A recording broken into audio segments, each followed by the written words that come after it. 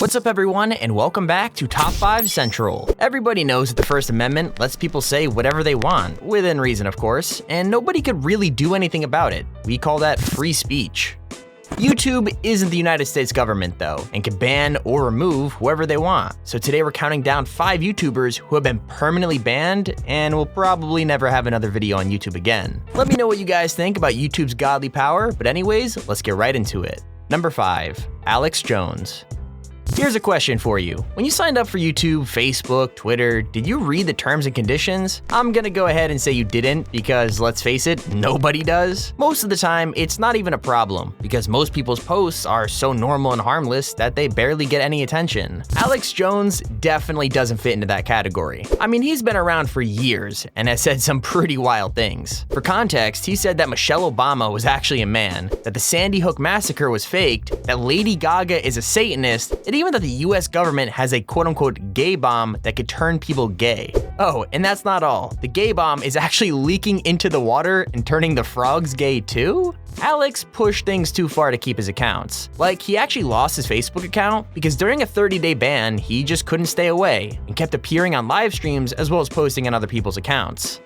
The same thing happened with YouTube. The guy was on a 90-day ban for hateful content, but then he kept showing up on other people's channels.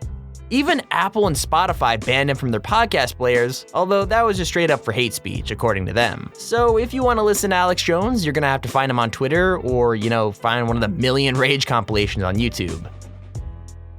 Number 4, DaddyoFive.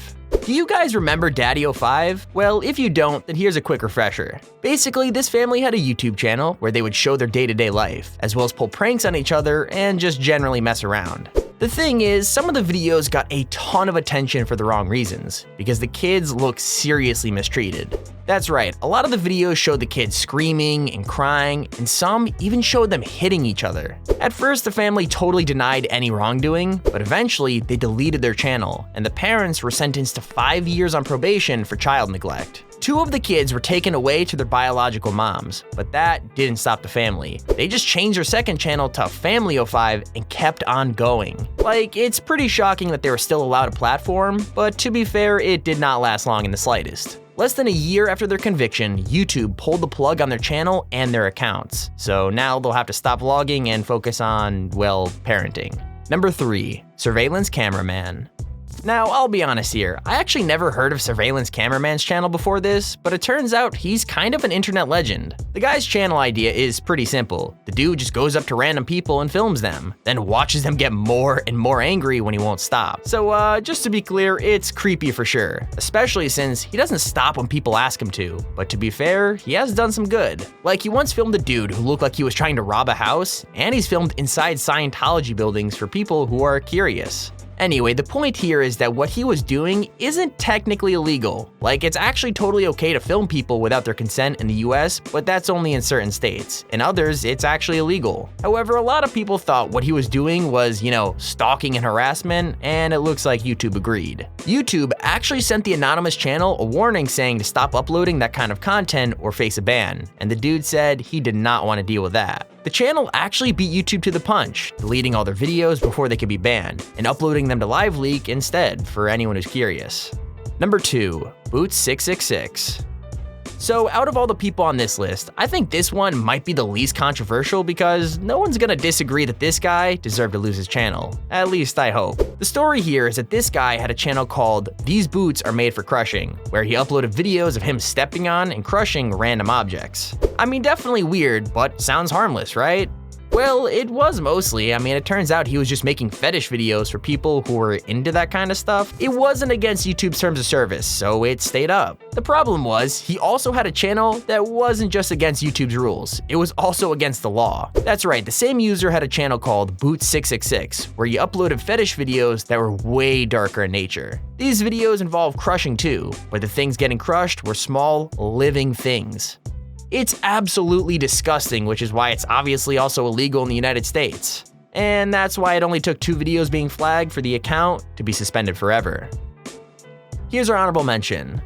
Most people get banned from one platform if they're super unlucky, but what happens if you just refuse to go away? Well, Brit Bong is the perfect example of this, because at this point, he must have been banned like half a dozen times.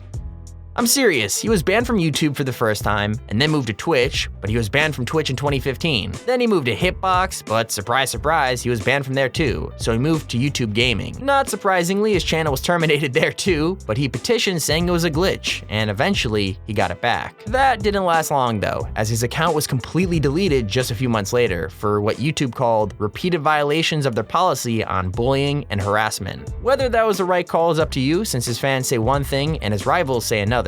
So you're gonna have to make up your own mind here. The same thing goes for what he did to get banned, because he did raid a bunch of other people's chats, as well as posting some super offensive content relating to trans people. But then again, he is a trolling channel, so it's kind of like, if you walk over that line, what do you expect, you know? Number 1, Ave Leon.